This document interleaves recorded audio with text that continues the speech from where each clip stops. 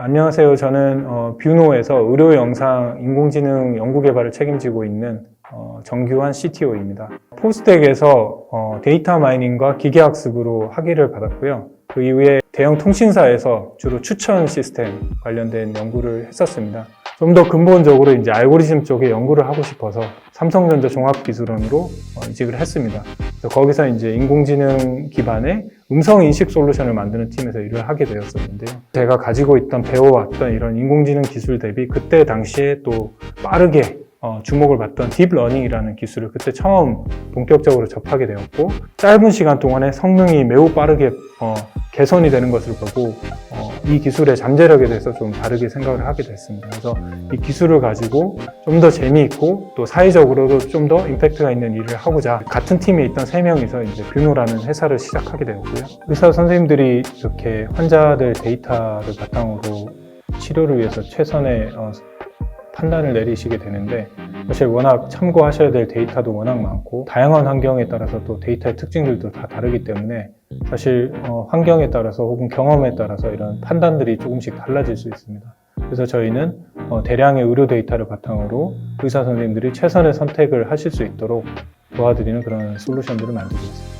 의료 데이터를 분석해서 이제 선생님들을 도와드리겠다는 시도들은 사실 과거부터 많이 있어 왔는데요. 이제 최근에는 이제 이런 것들이 인공지능이라는 기술과 더불어서 실제 임상 현장에 널리 쓰이기 시작했습니다. 의료기기이기 때문에 사실은 임상 시험이라든지 시각처의 이런 인허가라든지 이런 절차들이 필요했는데, 저희가 이제 국내에선 처음으로 시각처와 함께 준비를 해서 이런 인공지능 기반의 의료기기의 가이드라인도 같이 만들어 왔고, 또 그걸 바탕으로 이제 국내에서 처음으로 인공지능 의료기기 소프트웨어로서 식약처 허가도 받는 성과를 이뤘고요.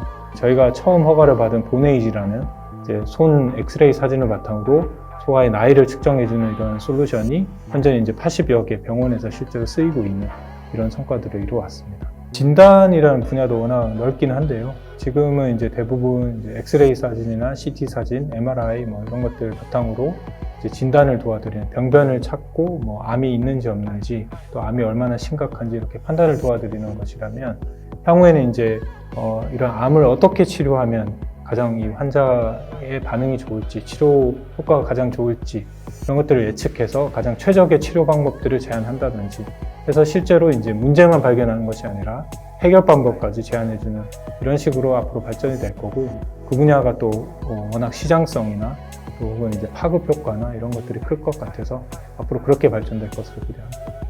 이번 코로나 사태가 안타깝지만 많은 인명 피해도 있고 경제적 피해도 있고 안타깝지만, 전 세계적으로 감염병이 유행하면서 사람들이 많은 이번에 교훈도 얻고 우리가 뭐가 부족했는지 또 어떤 도구가 이런 상황에 유용한지에 대해서 다시 한번 생각을 했기 때문에 다음번에 이런 일이 일어나더라도 좀 많은 사람들이 협업을 하고, 의료진이 워낙 이번에 고생들을 많이 하셨고 헌신하셔서 이제 우리나라가 이렇게 코로나 사태를 잘 극복을 한 건데, 이번 기회를 통해서 데이터 공유의 중요성들을 사람들이 많이 깨달았거든요.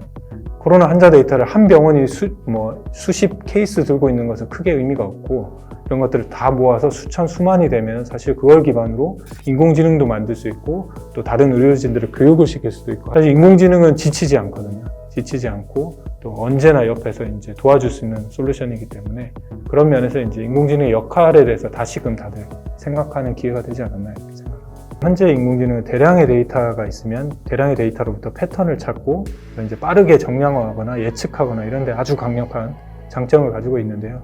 저희가 하는 모든 행위들이 일종의 의료 데이터고 우리 건강 데이터고, 또 병원에 가서 우리가 하는 어떤 검사들이 다 데이터이기 때문에 사실 그런 데이터들을 현재 이제 의료 환경에서 모두 완벽하게 활용해서 지금 의료 행위가 이루어지고 있지는 않거든요.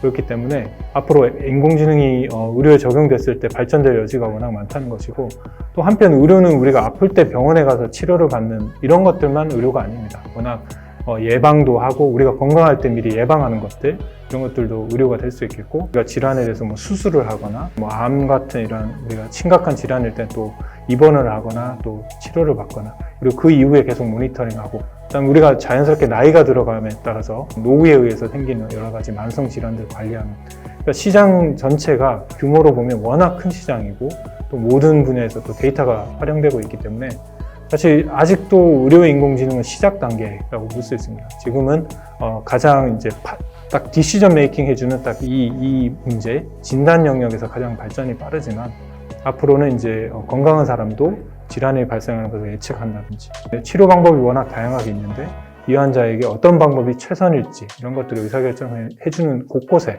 AI가 앞으로 활용이 될 것이고 그래서 앞으로 또 시장이 커질 것이다 이렇게 예상을 하고 있습니다. 가장 전달하고 싶은 것은 이제 많은 분들이 의료 인공지능에 관심을 좀 가져줬으면 그러니까 워낙 이 분야가 중요하고 또 이게 잘 됐을 때 많은 사람들에게 좋은 영향을 미칠 수 있는 분야이기도 하고 또 기술적으로도 여전히 연구할 주제들이 많이 있는 재밌는 분야이거든요.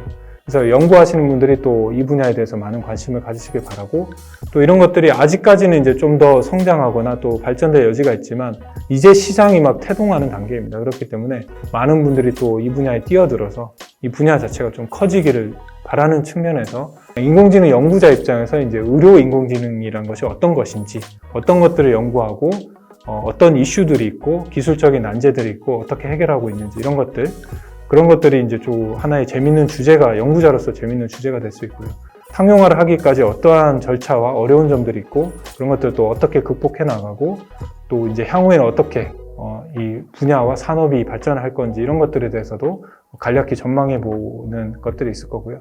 특히 젊으신 의사 선생님들은 인공지능은 내가 앞으로 나의 커리어 동안에 일생 동안에 같이 가야 될 이제 동반자거나 훌륭한 도구로서 이렇게 인지하고 계신 분들이 많이 계신데 기술 전반에 관한 것이나 또 임상에 활용하기 위해서 이제 여러 가지 절차들 일종의 이제 전 주기를 이제 연구 개발부터 이제 실제로 제품으로 만들고 제품이 다시 이제 시각적 허가나 이런 인증을 통해서 이제 병원에 쓸 수 있는 자격을 얻게 되고 이제 그게 어떻게 또 제품으로서 병원에 연계가 돼서 선생님들이 쓰실 수 있는지 이런 이제 전체적인 과정을 한번 설명을 드리고자 하거든요. 그 과정을 통해서 이제 각자 필요하시거나 궁금하신 것들을 좀 해결하실 수 있지 않을까 이렇게 생각합니다.